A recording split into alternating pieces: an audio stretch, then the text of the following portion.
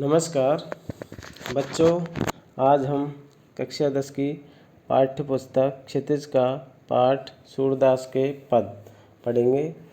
पहला और दूसरा पद हम इससे पहले वाले वीडियो में आपको बता चुके हैं। यदि आपने उन्हें अभी नहीं देखा है तो इस वीडियो के डिस्क्रिप्शन में जाकर उस दिए गए लिंक पर क्लिक करके उसे आप पुनः देख सकते हैं।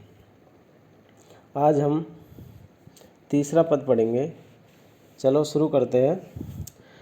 हमारे हरी हारिल की लकड़ी। हारिल एक पक्षी है जो अपने पैरों में सदैव लकड़ी लिए रहता है, उसे छोड़ता नहीं है। इस पंक्ति में गोपियाँ कहती है कि कृष्ण उनके लिए हारिल की लकड़ी है। जिस तरह हारिल पक्षी लकड़ी के टुकड़े को अपने जीवन का सहारा मानता है, उसी प्रकार गोपियाँ भी कृष्ण को जीने का आधार मानती है। मन क्रम वचन नंद नंदन और यह दृढ़ करी पकड़ी। मन यानी मन, क्रम यानी कर्म, वचन यानी वाणी, नंद नंदन किसे कहते हैं? कृष्ण को, नंद के नंद को। और यानी हृदय। और यानी क्या होता है? हृदय। करी पकड़ी का मतलब पकड़ना। करी यानी कठोरता से, एकदम तेज।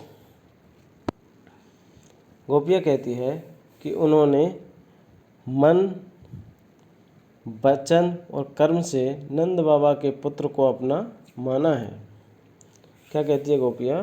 कि उन्होंने मन कर्म और वचन से नंद बाबा के पुत्र को अपना माना है। जागत सोबत स्वप्न दिवस निशि काने काने जकरी।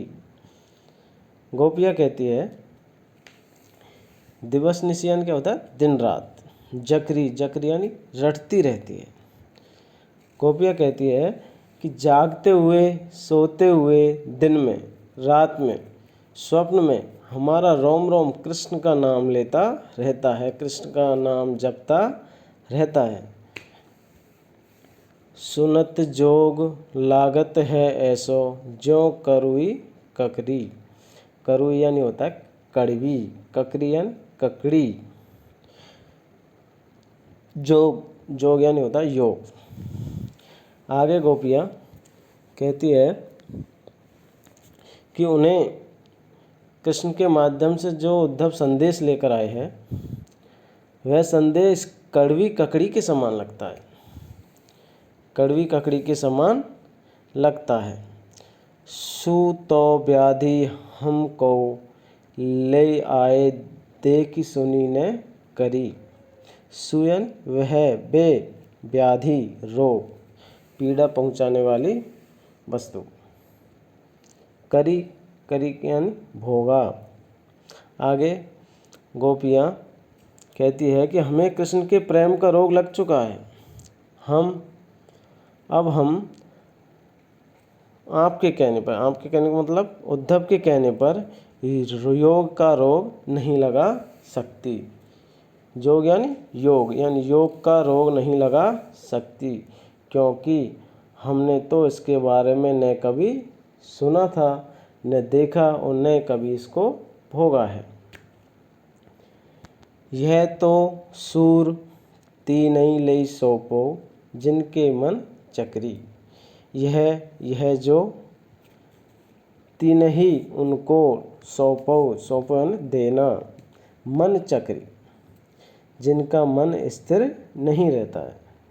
आगे गोपियाँ उद्धव से क्या कहती है कि आप जो है संदेश लेकर आए हैं वो उन्हें जाकर सौंपो, यानी उन्हें जाकर देना जिनका मन चंचल हो, क्योंकि हमारा मन पहले ही कहीं और लग चुका है, यानी कृष्ण के प्रेम में लग चुका है। अब चौथा पद पढ़ेंगे हम। चौथा पद है हरि है राजनीति पढ़ आए। गोपियाँ कहती है कि कृष्ण ने राजनीति पढ़ ली है। समूझी बात कहत मधुकर के समाचार सब पाए। मधुकर यानी भौरा, वे भौरा के माध्यम से कहते हैं कि हमारे समाचार तो भेजने पर उद्धव के माध्यम से झूठ और छल कपट करने भेजा है। किसे भेजा है? उद्धव को। किसने? कृष्ण ने, झूठ और छल कपट करने के लिए। गोपियाँ क्या कहती है कि हमारे पास उद्धव को कृष्ण ने झूठ और छल कपट करने भेजा है। एक अति चतुर होते पहले ही अब गुरु ग्रंथ पढ़ाए। आगे गोपियाँ क्या कहती है कि एक तो वो पहले से ही चालाक थे, मोह से लिपटे थे, क्योंकि उन्होंने राजनीति और पढ़ ली है। अब उन्होंने राजनीति और पढ़ ली है और बड़े बड़े ग्रंथ भी पढ़ लिए हैं, इसलिए वो क्या हो गए? होशियार हो गए, ज़्यादा ही होशियार हो गए हैं। और अब वह क्या हो गए हैं? ज़्यादा ही होशियार हो गए। बड़ी बुद्धि जानी जो उनकी, जोग संदेश पठाए। बड़ी, बढ़ गई, बुद्धि, जानी यानी लगता है, पठाए भेजा। अब वह और भी बुद्धिमान हो गए हैं, यानी बड़े बड़े ग्रंथ पढ़कर कृष्ण और भी बुद्धिमान हो गए हैं, इसलिए उन्होंने हमारे लिए योग संदेश भेजा है। उद्धव भले लोग आगे के, परहित डोलत धाय। उद्धव यानी उद्धव, आगे के, पहले के, परहित दूसरों का कल्याण, डोलत धाय घूमते फिरते थे। गोपियाँ कहती है कि पहले के लोग अच्छे और परोपकारी थे, किंतु उद्धव यानी तुम उद्धव बहुत महान और बड़े हो, तब भी तुम किसी के कहने पर यानी कृष्ण के कहने पर योग संदेश सुनाने चले आए। अब अपने मन फेर पाहिए, चलत जूं होते चुराए।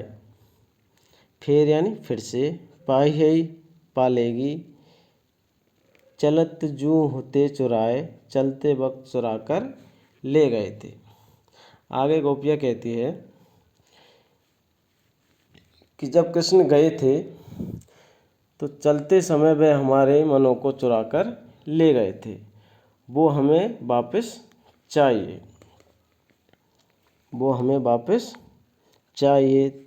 ते क्यों अनीति करे आपन, जय और अनीति छुड़ाए।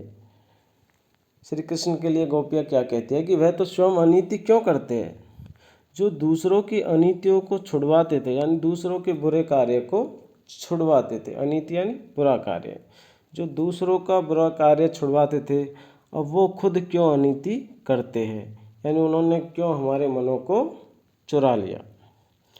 राज धर्म तो यही सूर, जो प्रजा न जाहि सताए।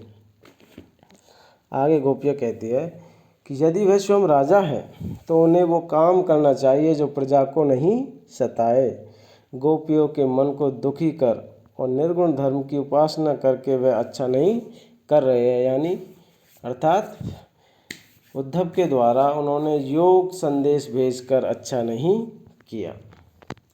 बच्चों, मुझे आशा है कि आपको तीसरा और चौथा पद बखूबी समझ में आ गया होगा। यदि आपको अच्छा लगा तो आगे भी बच्चों तक पहुंचाइए। धन्यवाद।